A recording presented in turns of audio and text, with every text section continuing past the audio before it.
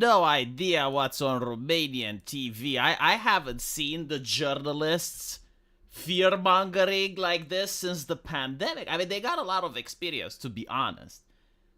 But I think like Romania is going to collapse. Like the nation will stop existing. Everything is dependent on these elections. And then like anyone that actually studies the constitution of Romania would understand that the president is not like in the United States. Like he's not a dictator. He doesn't have really that many attributions. Like even if you put Satan himself as the president of Romania, unless he has the support of the parliament, doesn't really do much. But no, like all the journalists, doom will descend upon the land of Wallachia. Russians will cross over the borders. You who do not vote properly, you are traitors to the nation. And I'm like, you know what? Fine. Why even have a vote? Just you know what? Why don't we just let the journalists vote for whomever the fuck they like? You know what? Like that's it. That's it. Yeah, like the CNN media, you guys vote for me. How about that? I'll give you my vote. I'll give you my. You vote for me. You're smarter, more educated than me. Holy fucking shit. We don't have happy Thanksgiving. The main problem though is that the mainstream media, like I genuinely hate them. Like you don't understand. I despise them. They got my dad to dislike me because like my dad is calling me, and it's like, who are you voting for? And I don't care. What do you mean you don't care? I'll never talk to you. It's like, okay. And because of that, for the ultra-nationalist far right, let the Russians come. The thing is, though, I generally don't think he can do any bad. Like, constitutionally speaking, a president without the support of the parliament can't do shit. And the opponent is a progressive. I would never vote progressive. Like, there is no way in hell that I would vote progressive. Literally anything. Like, someone asked me, what about Stalin? Stalin is the progressive, you moron. There is no way, no situation, no scenario. Like, the world could end. Literally, if I see the apocalypse and they're telling me you need to vote the progressive, I will let the world burn. So I'm not voting for anyone. I'm voting against progressivism. I don't like the ideology. I'm so glad my family is not losing their mind over this election. I never had this before, though. I think like they're taking a lot of American tactics and they're applying it here in the media. Because like there have been other polarizing elections, but not like this. Like this one is an election of insanity. They really don't know how to change the vote. Like they went to the Romanian Supreme Court and asked for a vote recount. And this is unprecedented. Like a national-wide vote recount was never done before. Well, we're doing it now. They really don't like the results. And I'm thinking, if they don't like the results, then I must vote. Must vote. And it's not because I care about the guy. I want to piss them off. How about that? I want to piss them off.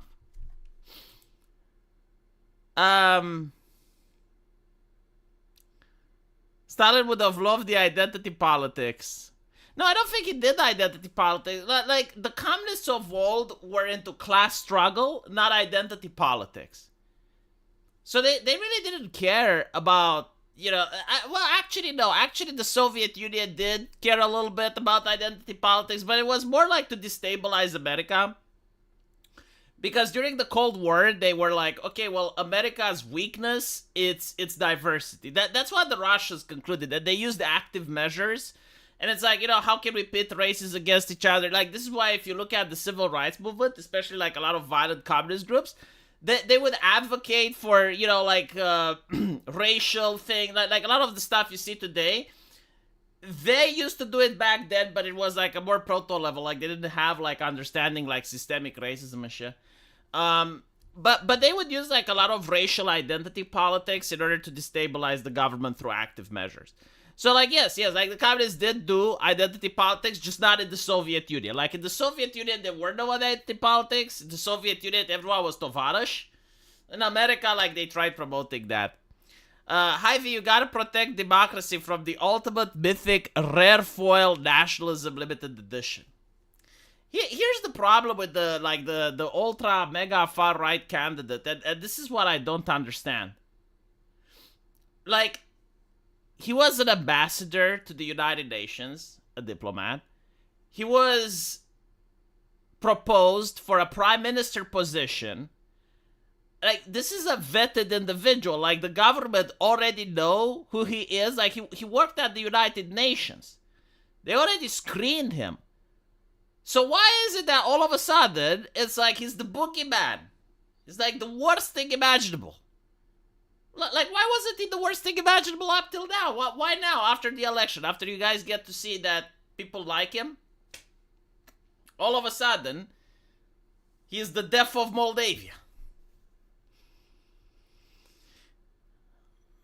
I mean, when he has two candidates that can realistically get anywhere. Yeah, like, when I have two candidates, like, my only question is who is the progressive, and I vote for the other guy. This is what, like, progressives just don't want to understand.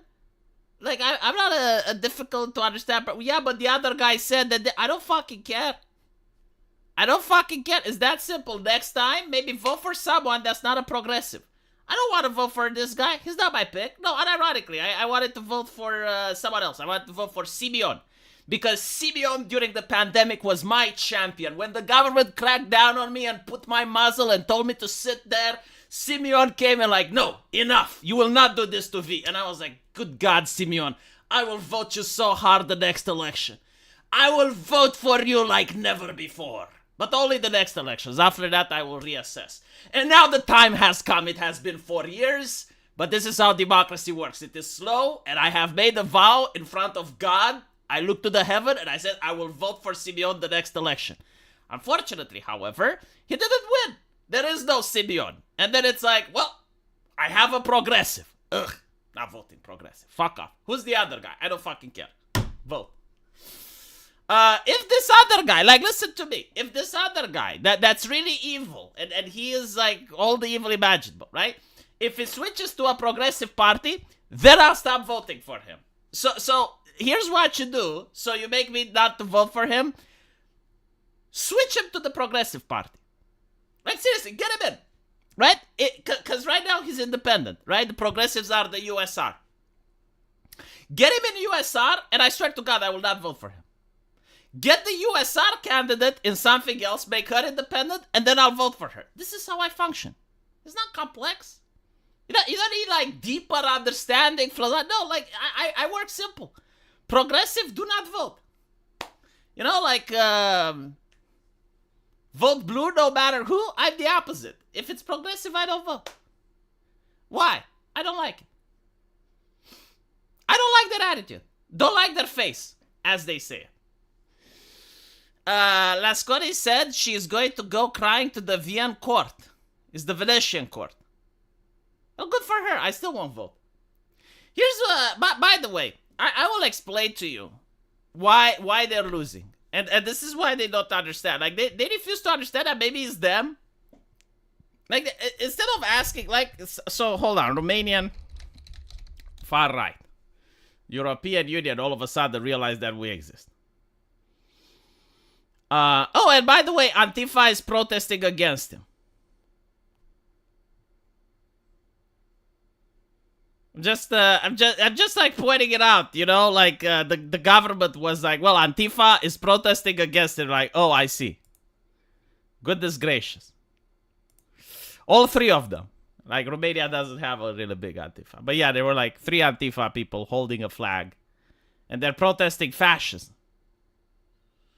We have a constitution. Like, the president cannot... Like we're not a totalitarian state. We're not the kingdom of Saudi Arabia. The president, without parliament, is nothing. He literally can't do shit. Which begs the question, why did they freak out so much? Like the parliamentary election is more important. And that's an election where I can actually vote for who I want. This one is the clown pill. That's it. Like, take the fucking clown pill. Anyway, I'll tell you why the progressive lost, okay? So, the guy that was supposed to be wasn't a progressive. The guy that was supposed to win the election was from the Social Democrats. This is like an old establishment. It's kind of like the German CDU, if you will. It's like a political party that's kind of there. You know, they don't really have an ideology or anything like that, but they've been like, it's the old guard, right? So the Social Democrats. Now, the thing is, every single year, more people leave Romania in order, like they literally use disparaging words to describe these people who are in the diaspora. They call them capșunari, strawberries, because they go to Germany to do agricultural work, right? So it's a very disparaging term for these people who just want a job and can't find a job in the country. So they're going to Germany, they're going to Italy, they're going to France in order to do back-breaking agricultural work. And this guy from the Social Democrats thought that it's a good plan, it's an interesting tactic to insult these people. Gee, I wonder why he didn't win. I wonder, it turns out that insulting the voter isn't a good tactic. Right? You can't insult the voter and then be like, oh, but the other guy is Satan. Look at him. He may be Satan. And I'm pretty sure, like, no, seriously, like, I'm willing to admit worst person imaginable, right? Maybe Hitler.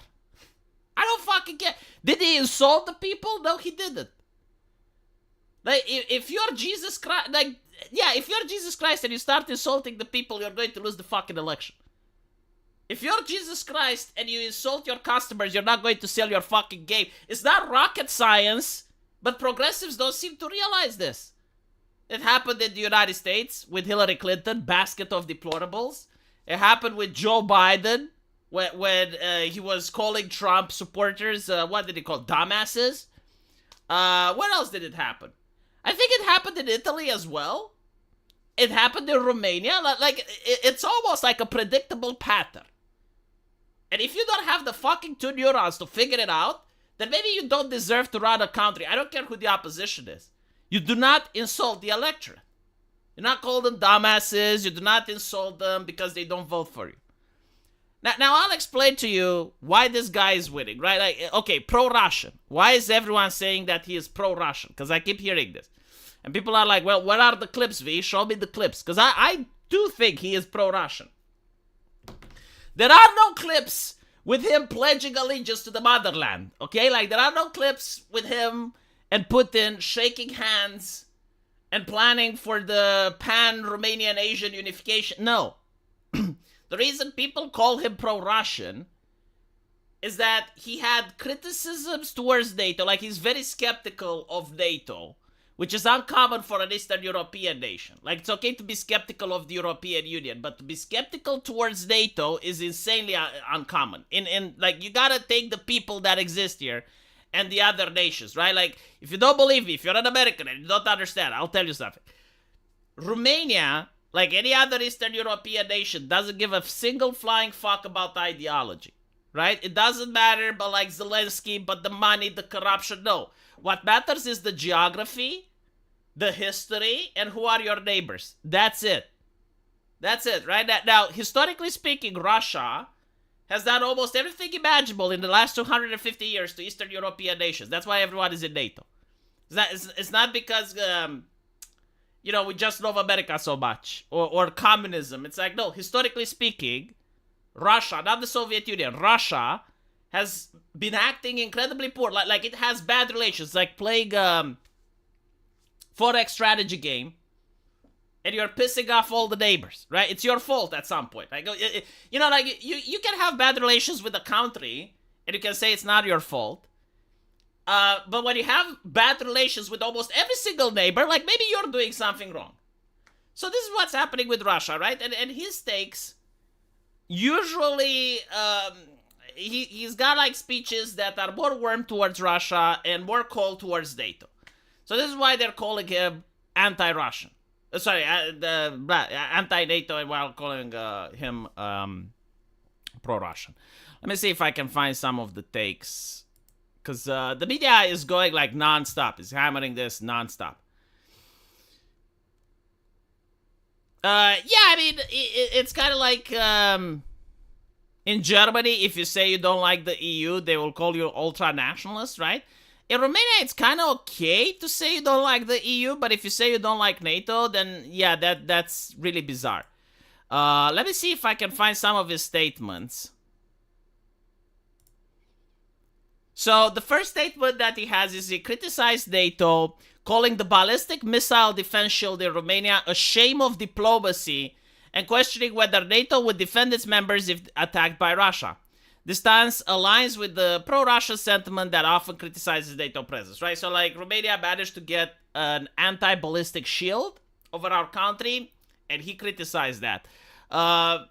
He praised Russian figures and policies, which, I mean, praising authors and even like if you were to say, this is what I kind of disagree, right? Because you can't say, you know, I like Chairman Z as a political figure. Like, he poses respect, his political shrewdness, blah, blah, blah. You can say that and not be pro-China, right? Like, you can appreciate the person without appreciating, how should I put it? Like without wanting to ally with the nation. You can say, I can say Gavin Newsom is a good speaker. Like, I appreciate the way Gavin Newsom presents himself. That doesn't mean that I'm a Democrat or that I like Gavin Newsom's policies or anything like that. It can just be like, yeah, I like the way he presents himself. But also, the campaign of the far-right guy, CG, includes reducing Romania dependencies on Western alliance. Like, this really pisses off the journalists. So yeah. The thing is, like, the pro-Russian thing, it really doesn't scare me because, like, there's nothing he can do to get us out of NATO. Like, even if he wins, the constitution is there. He doesn't have a parliament. Like, there's nothing he can do in order to get Romania out of NATO. The thing that really would irk me is his environmentalist policies. Like, he's for sustainability, and this is why I'm saying he's the clown pill. Like, you don't usually expect a right-winger to be, like, for sustainability, to be, like, for green policies, for all these things. And this is, like, where I draw the line. If Romania now invaded Poland, who would win? Poland 100%. Like Poland's military is one of the strongest in Eastern Europe, and Romania isn't really focusing on making ground troops. We're actually focusing on having one of the largest air bases in NATO, in Southern Europe. In Eastern Europe. So, yeah, we would get our asses kicked. Yeah, apparently we got Antifa. We got like 3 people. I saw them.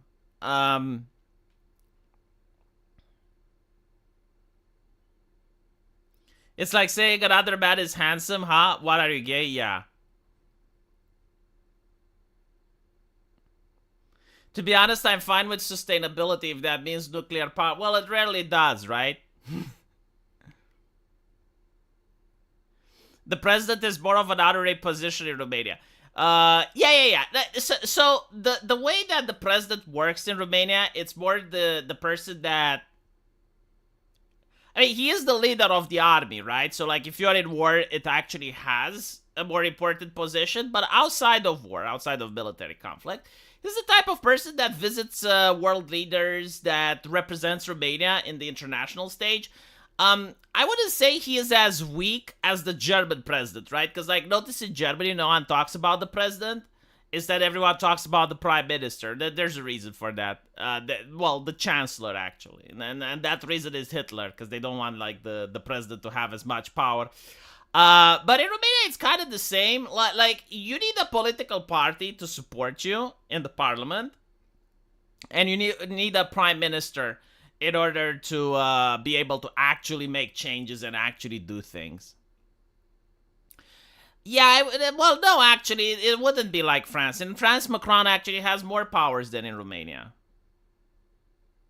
Do you bob your head on purpose? Yes, I do bob it on purpose. And thank you, Tinzu. Yeah, one of the main purposes of a president in Romania is as a mediator. Like, when political parties are having differences, the president should come in and mediate.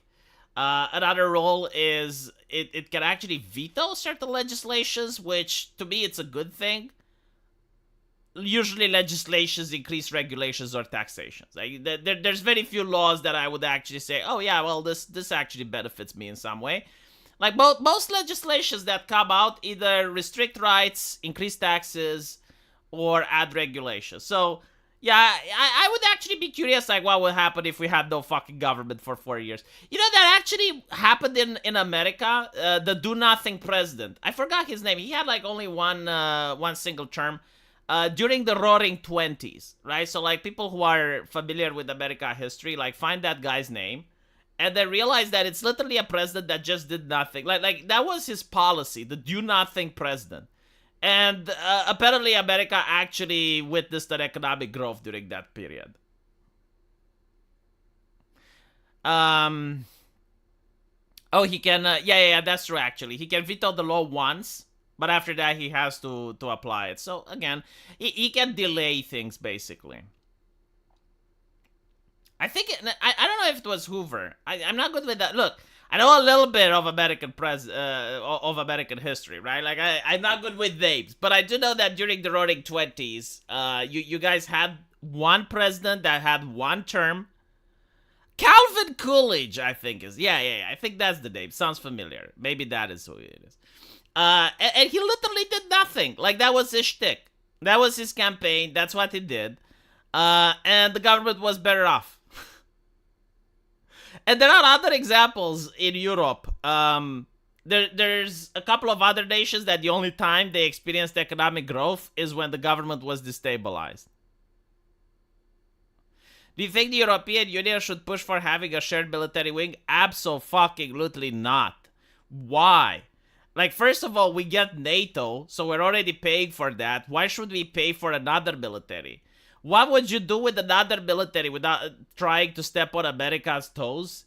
Like, why would you want to risk upsetting the Chinese or the US? Like, when are you even going to deploy that military without pissing people off? And then how can you assume that the Germans, of all people, who are in the European Union, aren't going to abuse the new military, right? Here's the thing. The reason you guys don't have a World War III is simply because Europe doesn't have an army anymore. If you look at history, World War I, Europe has army. World War II, Europe has army. And then America brings its army. And nations, instead of focusing on warfare, they're focusing on regulating. Which is bad for Europe, I would say. If you look at the GDP per capita, ever since like the European Union has a fetish with regulations. We used to be on the same level with the Americas, but now we're going down. And the Americas are going up. And finally, you know, like the European Union with an army, can they be trusted? Like if you have a nation like Britain, and that nation goes like, okay, well, I want independence. What's to stop the European Union doing exactly what the Soviet Union did with the rogue state? And being like, okay, we're going to bring it back into fold. I think they did it to Czechoslovakia, right? Now you can say, well, the EU would never do that now. But how do you know that the people in the future that are going to be in the positions of power would have the same mindset? It's like, well, are they not human? Do human beings are incapable of having like similar mindsets? So yeah, no, absolutely not. I don't think that it's good for the EU to have a military. I think that it's good for independent member states to have their own militaries. I think it's good for Poland to have its military. I think it's good for Romania to have its military. But like a military under EU control, where the Germans have a say, no. I'm sorry, no. Yeah, there's fascists everywhere, yes. And apparently we don't have a constitution.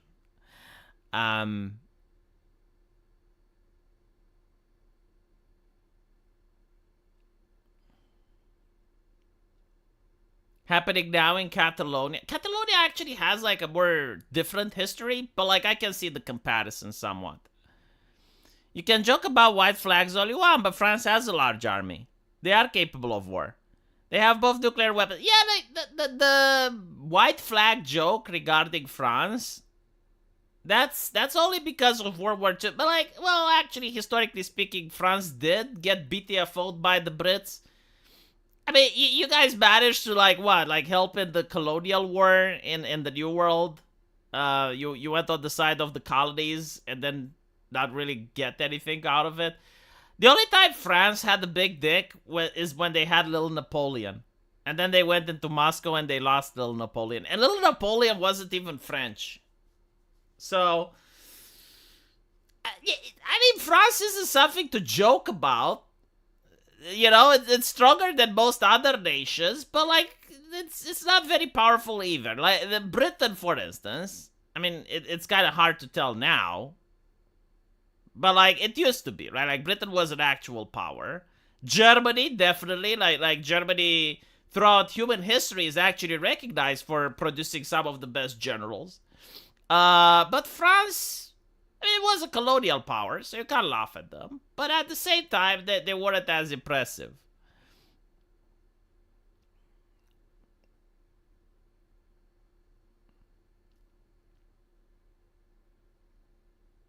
Brune, it's called Brune. Ooh.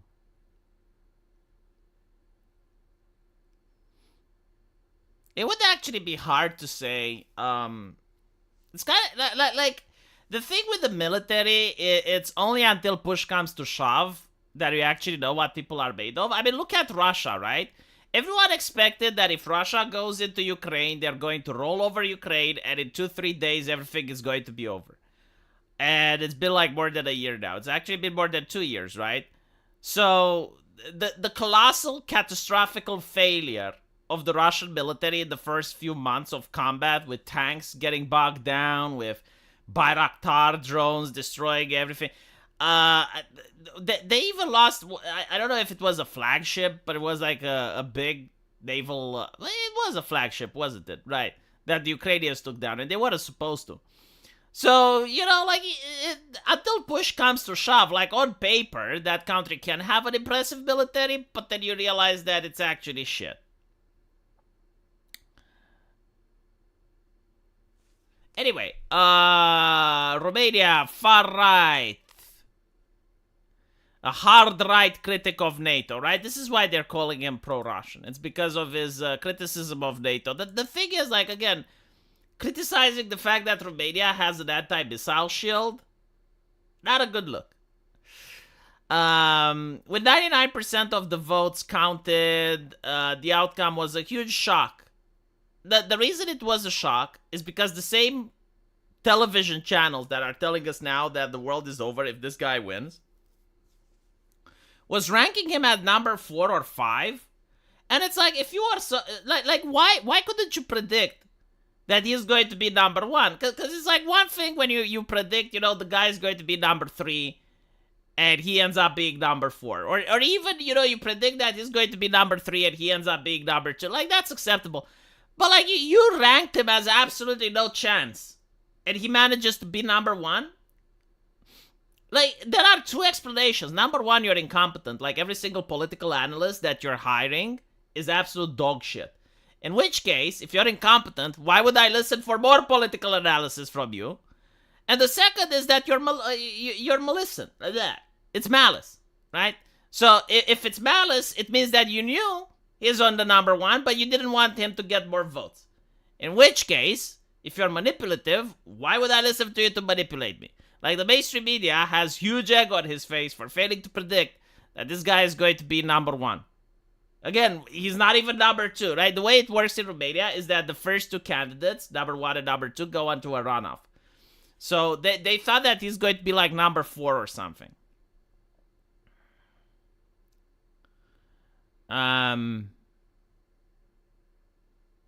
Just imagine, we are in a position where we could have a far-right president. Oh my goodness. This is where the establishment party has led us. See, at least this is a good political analysis. Because I don't think, like, Romania actually wants a far-right president. I think there's, like, some key issues that if moderates would hold, they would actually win the elections. But because no moderate wants to touch these issues, such as pro-family, pro-farmer, pro-nation, like, no moderate even wants to dabble with these heretical thoughts, well, then you're going to get this guy. I like your take on the last 2 videos for the Romanian presidential elections. Thanks for the info. And you're welcome, Manuel. You're welcome. Um, yeah, the Russians calling in the North Koreans is not a good look internationally. I mean, every nation would use mercenaries if it can, or use like other people as cannon fodder. Like that's something that historically has happened, but it kind of ruins prestige. Like it kind of. All right, imagine this. Let's take a world let's say Iraq, right? Let's say America goes into Iraq, and you guys are going in, and then you're having a stalemate. Like everyone would expect America to ruffle stomp Iraq, but like for some fucking reason, you're having a stalemate. Like you're not able to push any further. So it takes like a couple of months and nothing happens, and then it takes years, and like American soldiers are dying, and then you're like, all right, well, we're sending in the Mexicans. Like we're allying with Mexico, and Mexico is going to have to, send a couple of troops to Iraq on the side of it. How would that look? How would that look internationally, right? Like, I'm not talking about, like, who's right and who's wrong, and, like, which side of the camp. No, I'm talking about, like just like, the military operation itself, like, how it looks internationally. Like, if you're going into a country the size of Iraq, and you're not able to take it, and it's been months, and you're still there, and then you're bringing in reinforcements from another nation. It's possible for the Americans to leave NATO, even a unilateral 1-year notice from Trump, than just a simple majority in Congress, Senate. Yeah, but I don't think you're going to get that majority. That's the thing, right? And I don't think you're going to get it because even Republicans would not sign for it. And the reason Republicans would not sign for it is because there are certain purple states where they want to get reelected. And if they ever sign something like that, yeah. And not to mention, like from a strategic point of view, like let's say Trump does it, then the next president will just put America back into NATO. I mean, think about it, right? Like it would literally be a campaign promise because a lot of leftists would want it so much. So like whomever will run in the United States again, like let's hypothetically assume that Trump got America out of NATO, right? So it would be 1-year notice. He probably wouldn't do it in the first year of office. So he would do it in the second year. And by the third year, you guys pull out. And then there's elections. And the next president from the Democrats would be like, yeah, I'm going to put America back in NATO. And then that guy is going to get like a huge percentage of the vote just because of that. Aren't you aware of the vast history of the Ukrainian-North Korean conflict? You can't take over Iraq. Remember Vietnam. But yeah, Vietnam was a humiliation. Sure.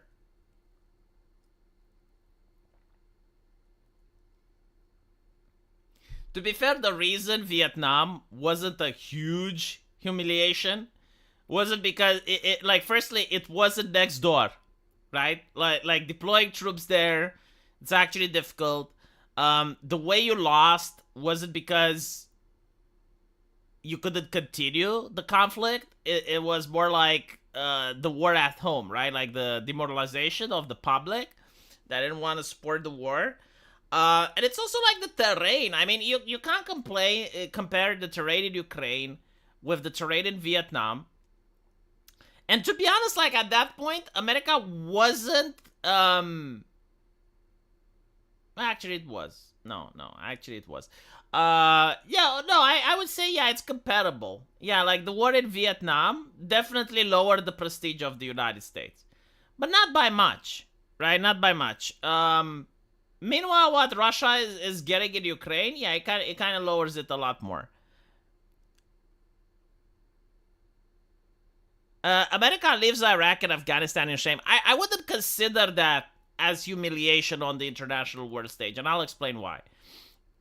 The goal, like the victory condition, wasn't to hold Iraq and Afghanistan forever, right? So you can't have like a situation where the Taliban gets to hide in a cave and just wait the Americans out, and when they leave, they come out of the cave and say, yay, victory, right? Like, it's not like Vietnam. In Vietnam, that's fair. Like, you literally lost. But in Afghanistan and in Iraq, no, I think like you just got want to retreat, right? You accomplished your objective. There was no more reason for you guys to be there. So you left. Now because the withdrawal was done in a very poor manner, whether because like the general suggested that the equipment should better be left there, or because like they generally didn't think that while they're retreating, the Talibans are going to be aggressive, I don't know.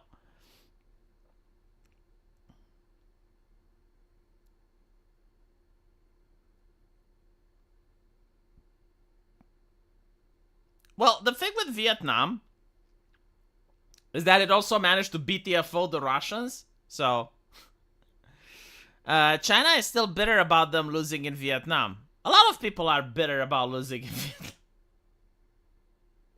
Vietnam and Afghanistan are two of the nations that are difficult.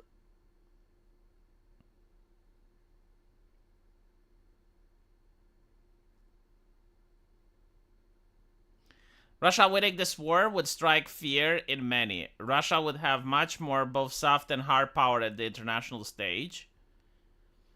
I don't know what to say, to be honest. So I don't think that they will win in the sense of taking Kiev. I think that's off the table. But like them negotiating and finding out like a mutual peace, I think that's the most probable one. But if Russia would win, I don't think it would, like, it's already been 2 years. It would be a Pyrrhic victory at this point. We'll be like, well, why did it take you so long? You know? It's kind of like if America was to invade Iraq and you guys won after like 3 years, you know? It's like, no.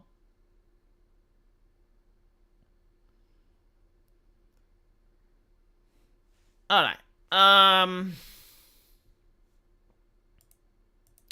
They want to recount the vote in my country. It's interesting when the far-right guy wins and the leftists want the vote recount. It's not a threat to democracy. Which is fine. I always said that recounting the vote is something that should be allowed. Because it what gets people to have faith in the system.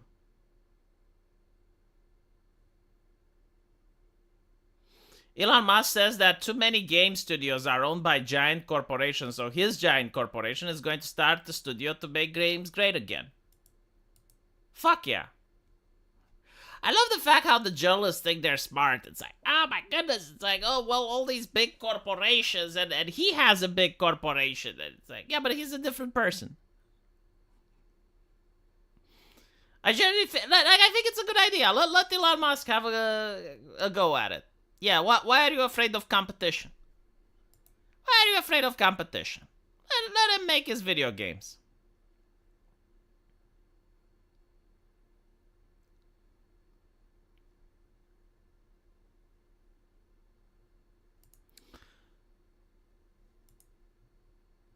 I want to show something. Let me see if I can find it.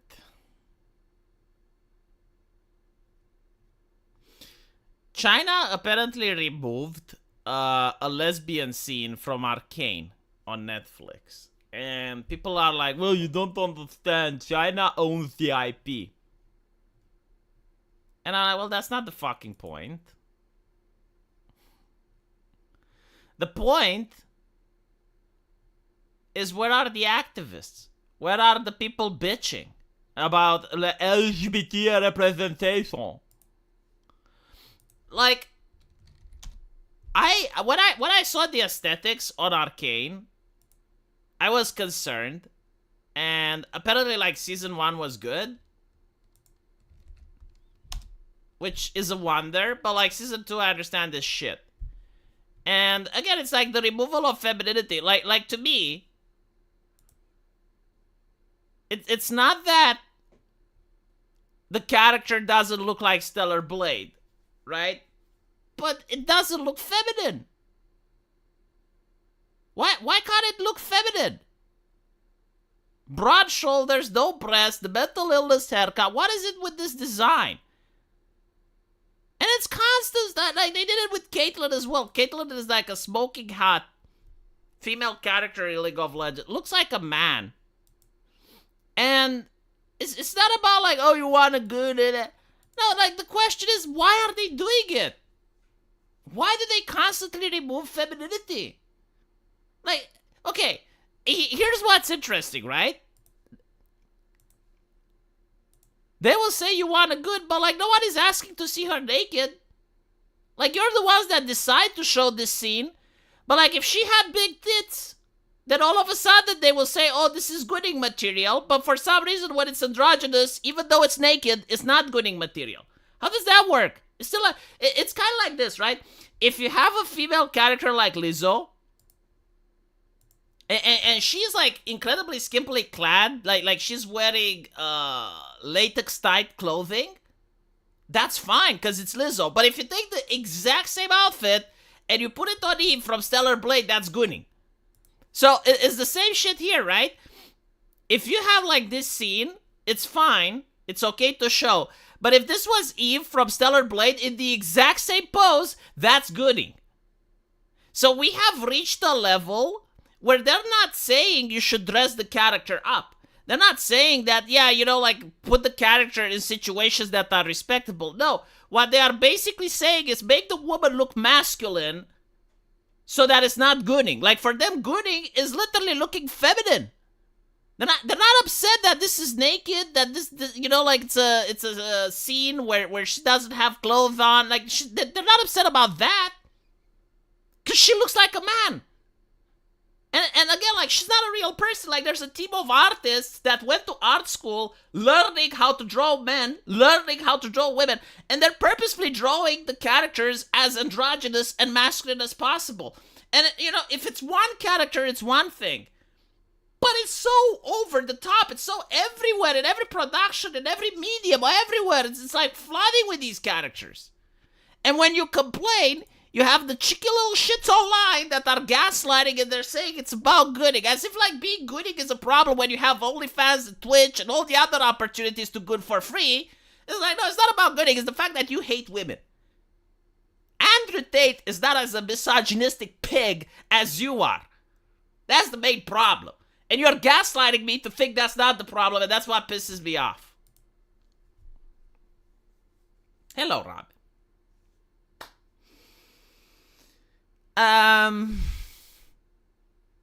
Hunchback, inward chest, ugly. Is it like it's here's the thing, like there's a study, like they actually pay taxpayer money to figure this shit out. It's hilarious. But there's a study which shows that when men see beautiful women, it's euphoric. Like they're not talking about a boner, right? Like if you see a beautiful woman as a man, you may or may not have a boner, like that's optional. But it's euphoric. It's like, look, it's the same feeling that people get at looking at a beautiful picture, like a beautiful mountain vista or something. Looking at a beautiful fjord. So, if that's the case, why do you go out of your way to make it the opposite? She is drawn as a 14-year-old boy. No, I'll show you how she is drawn.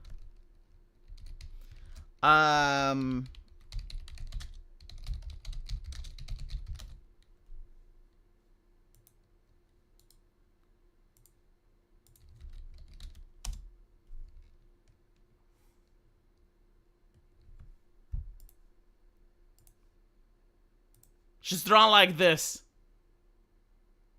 Actually, this is still feminine. Like, this is still feminine. But this is kind of the aesthetic that a lot of game developer, like AAA developers, are going for.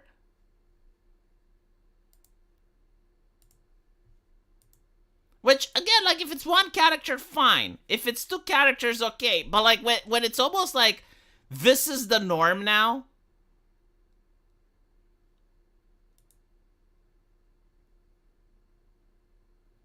With every single character, in every single medium, in every... Like they used to complain that every game has, like, the straight white man protagonist. And it was fine when they were complaining. But when we're pointing it out, and we're like, well, you kind of... You kind of Californized every single female character. And you know, like, what really pisses me about all of this is that look what they're doing with the Chinese version. So here you have Netflix, here you have China. Tell me what's missing. Is that singing? It's just a tune my mother used to hum.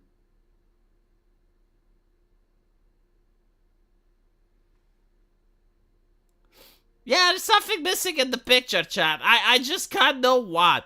I don't know what is missing. It's like there's something that's supposed to be there, but it's not, you know?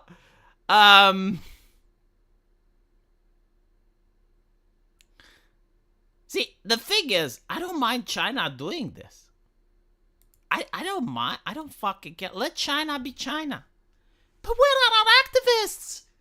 LGBT activists, I need you. The cult of allies. Why aren't you outraged? Seriously, like, how do you explain this shit? This is what I don't get. Like, where's the fucking consistency here? Where's the pressure on Netflix? Where's the canceling campaigns? Where are they? Where are the people being livid on Reset Era and other websites? Where are they? Why do you hold America to different standards?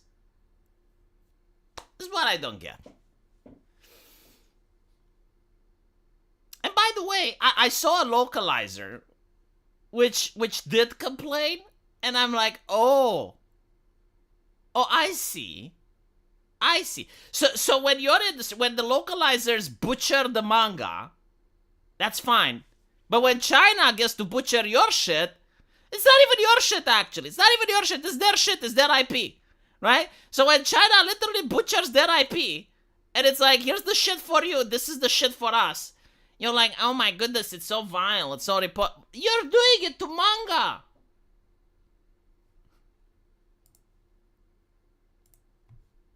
Safa localizer. Safa.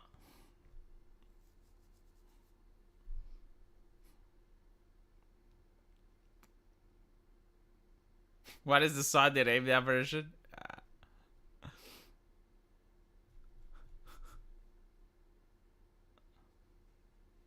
Why put America to different standard? Because it's easy to influence America. Well, yeah, I mean, if you get to place your lackeys into positions of authority at various companies, then you can pretend that, oh yes, we're so upset because we know we can actually make a change. But with China, yeah, you don't have like diversity officers in China, so.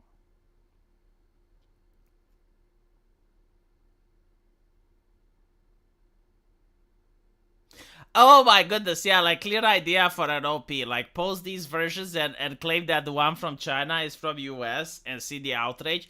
Yeah, I think like if you did it, but like it's such a popular show that you can't get away with it. Like people will know that you're pulling their leg. But I guarantee to you, like this would be hysterical.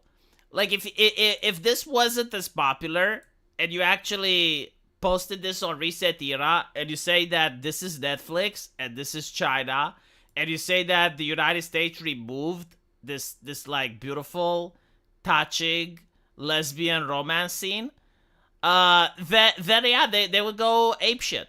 They would absolutely go apeshit. They would be like, how dare they? Oh, Trump is like, oh yeah.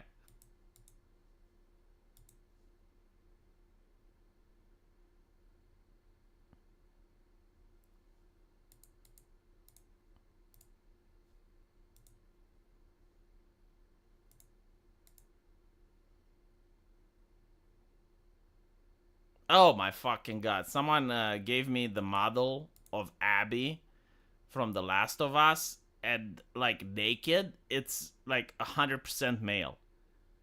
Ugh. Yeah, I think like Abby is like literally the first character for this shit. Like Abby is the progenitor. Like she is the. When I saw Abby for the first time, I literally thought it's trans. But like no, like here's the thing that also happens, and I noticed like if you make a character, and you're like, all right, well this character is trans, most people will accept it. Like there's a lot of trans characters in anime, right? And people don't bitch about it.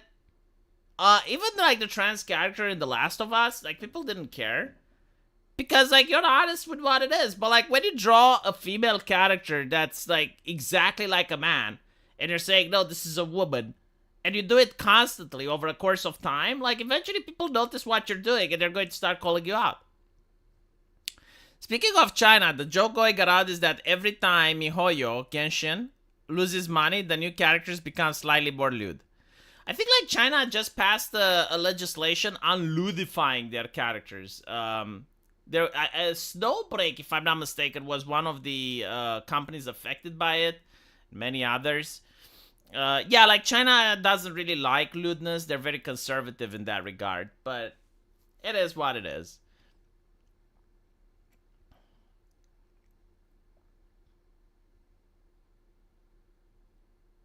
It's not even like imagine having a protein-rich diet in a post-op. See, I really hate this shit. It's like the way the character looks doesn't break immersion.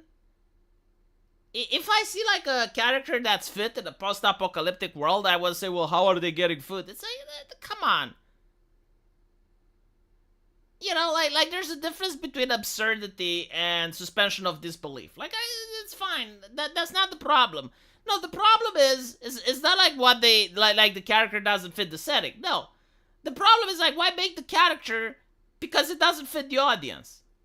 Like no one is buying Abby keychains, no one is buying Abby T-shirts, no one wants a poster of Abby. No one has a screensaver of Abby. No one has a logo or an avatar of Abby. That's the problem. Like the market just flat out doesn't like Abby. That's the main issue. It's not like, oh, well, she looks like that. Like, if you had a man that's like that, if Joel looked like that, right? Like, if Joel was buffed and he was in The Last of Us, like, no one would care. Like, no one would be like, well, what is Joel finding food? No, it's fine. No, the problem is, like, you designed a female character to be hyper masculine and have, like, a male body. And, like, why did you do that? And not to mention, you want the audience to sympathize with that character. Like, you don't want the audience to look at the character and go like, ew, brother, ew, what is that? Ew. You know, like, that wasn't your intention.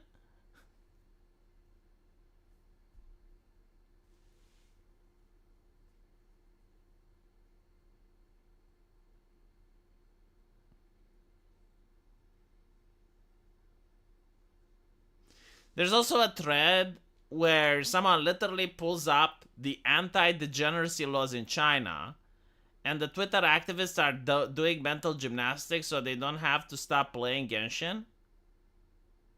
I don't get it. Okay, so the anti-degeneracy laws in China are kind of weird. So, like, for them, pornography is banned, right? Like, you don't have porn in China. You have, instead, Like you're not even allowed to have drawn porn, right? So they're not going to actually arrest people for watching porn because they don't have enough prisons. Porn is a vice like gambling. Like, no, seriously, imagine this, right? Imagine if you were to arrest every single person that gambles and how many people you'd have to arrest and how many, and the justification of the cost, because you're not just arresting someone, right? You're taking a person that's a law-abiding citizen, and you're saying, no, like, what you're doing is not actually law-abiding, is now illegal, right? Like, you're saying that what you're doing is a criminal act. So even though, like, the person himself is not a danger for society, you're like, we're going to put him behind bars for what they're doing. So you take a person that's a gambler or a porn addict or whatever, right? And you put him behind bars next to other criminals into a social phenomenon called moral contagion. So now your person that was only committing gambling or pornography is going to interact with hardcore criminals. When he gets out, he's not going to be able to find a job because he's got a criminal record. So he's probably going to start doing actual crime. And this is like the thing that I don't get from many Americans that want to criminalize porn. It's like, do you actually understand what you're asking for? Or are you just like saying it for the sake of saying it, for virtue signaling? Because again, like what you're asking is someone that just watches Pornhub, right? Like, or watches a Playboy magazine or some shit like that. You want to take that person and put them in a prison next to other convicts so that you ruin their life forever. right? But then for some reason their justification is that they're helping society. It's like, well, yeah, like if you watch porn, it shrinks your brain. And it's like, well, yeah, but like if you go to prison, you're going to end up with a criminal record. Anyway, whatever. China is not arresting everyone because, again, it's not sustainable. So what they do instead is, if you're a company like Genshin Impact or some shit like that, then you fall under regulation. Most people, they still watch porn in China. They break the law. Some of them get arrested, some of them not. There's a lot of people in China. Usually what they do, and I know this because I speak with Chinese people.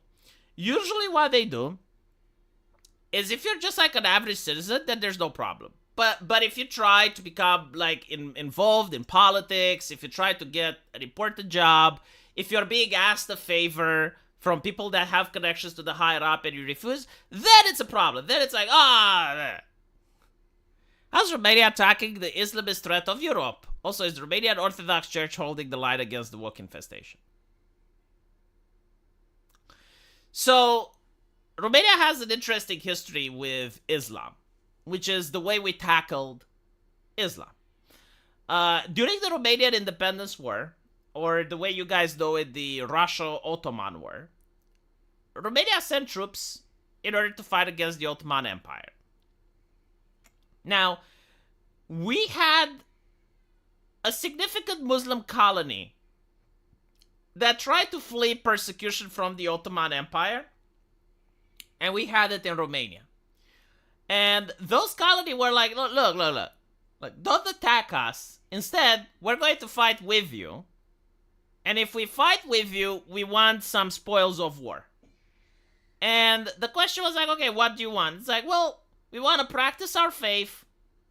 We're not going to ask for independence, but we're going to practice our faith, and we want to be left alone.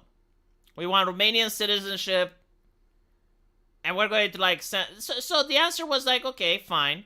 And they sent, like, Romania went to war against the Ottoman Empire with a division of Ierniceri, right? So like they actually, of Janissaries, sorry. We went to war against the Ottoman, and we had like a division of Janissaries on our side. And, you know, they fought bravely, and after finishing the battle, I think it was Kuza at the time, like, no, King Carol, I think, yeah, King Carol, basically said, all right, well, we're going to allow you to practice your faith, but there are going to be certain conditions. The first condition was that the mufti they name is going to be vetted by the king. And the second condition was that every mosque, they can't build more mosques, they will have like one that's built. So the Christians actually built a mosque. And I think it was like the Ottoman Empire, like Turkey was summoned after the mosque was built to sanctify it. So it's like, it may actually be like the only mosque in the world built by Christian hands. It's in Dobroja, if I'm not mistaken, or Constanza. But anyway, right, like, this was the agreement, right? So, like, there's an entire Muslim community that has been with us since the Romanian independence. And their mufti is now being vetted by the Ministry of Culture and Religion. And what's interesting is that during, like, the refugee crisis in Europe, our mufti contacted the government and said, you have like these amount of people that are religious extremists. They came from Saudi Arabia. They practice a version of Islam that is something that we don't preach. And if you allow them in, it's going to strain the relationship between our Muslims and our Romanian brothers, and we don't want that. And there was like another example when Turkey wanted to build one of the largest mosques in Europe in Romania. And the answer from the Romanian Muslim Mufti was the same thing. It's like, this mosque is too grandiose for the number of faithful that you have in Romania. Like, we don't see it as fit for purpose. And its construction is straining the relationship between our Romanian brothers and us. And we like the way things are now. Like, we're happy with the way we get along with our Romanian brothers. So yeah, no, like, this is how we dealt with Islam.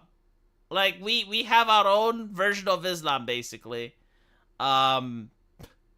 Which, you know, it's historical. It's like part of Romania's national heritage. It's cool. Romanian President V. When Moldavia and Transnistria must be returned to Bucharest.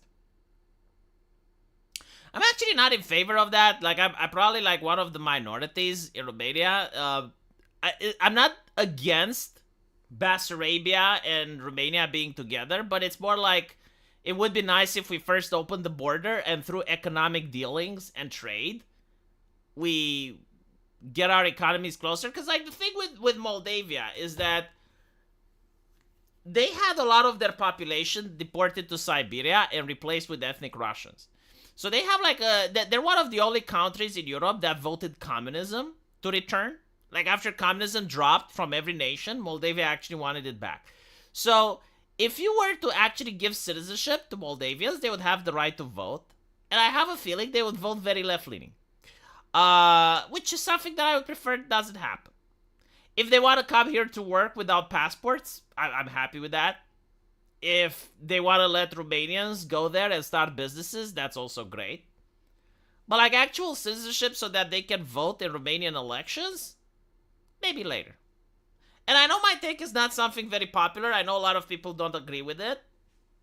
But like I'm seeing what's happening with Transylvania, right? Like they were voting for a Hungarian ethnic party and every single government like had them in.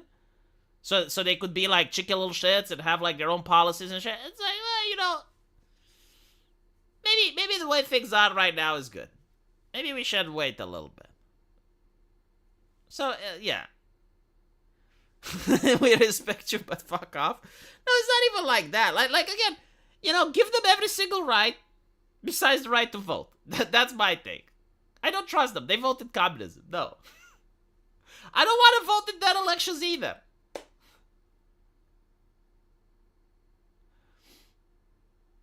I will vote Simeon because he wished me happy birthday on Facebook. Did he actually do that, or does he have like a script where like if you're subscribed to him, you automatically get it?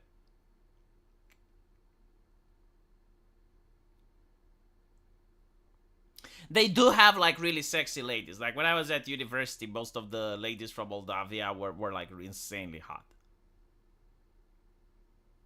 I keep forgetting that Transylvania is an actual country. It's not an actual country. Fuck. It's a region of Romania. It's kind of like, say, you know, it's kind of like Washington, D.C. is not an actual country. Kind of like that.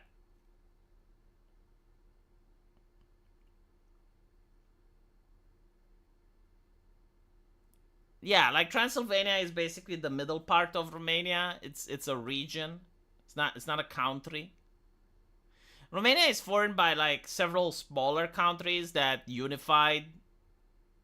It's Moldavia, where I'm from, Wallachia, where Vlad Tzepes was from, Transylvania is in the middle, and we had like Bessarabia and Bukovina, like two more that were taken from us. But yeah, it's kind of like normal for Europe to have like this sort of things.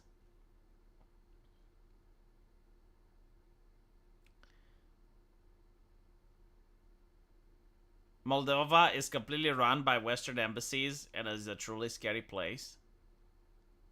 Depends which part of Moldavia, but yeah, it's one of the Europe's poorest nations and it's very small. I don't blame them. Like, I don't know if there was much they could do in order to, like, increase their growth. They don't have that many natural resources. They're surrounded by bigger countries. There's a lot of corruption over there. They like communism. Yeah, it's... I don't think, like, there's much that they could have done. You know, like, there are nations that are very rich and prosperous, but, like, they choose to be poor. Kind of like Venezuela. And then you have, like, other nations like Argentina that used to be, like, some of the most powerful nations. And now it's poor. But Moldova isn't like that. Like, there's no alternative scenario where Moldova is like a prosperous, rich, wealthy country, regardless of who's in power. Because they don't have natural resources. Your story about Muslims in Romania kind of reminds me of the Muslim Tatars in old Lithuania. They were allowed to be in a country and practice their religion as long as they were useful. In Romania, it wasn't even about being useful. It was just like, look, you get one mufti, we get to vet him. That's it. That's the deal. And they followed the deal, so.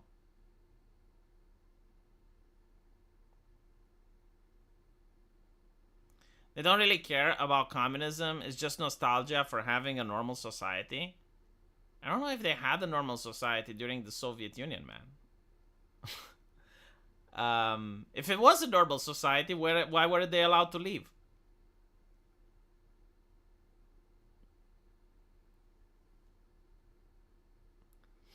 Anyway, right.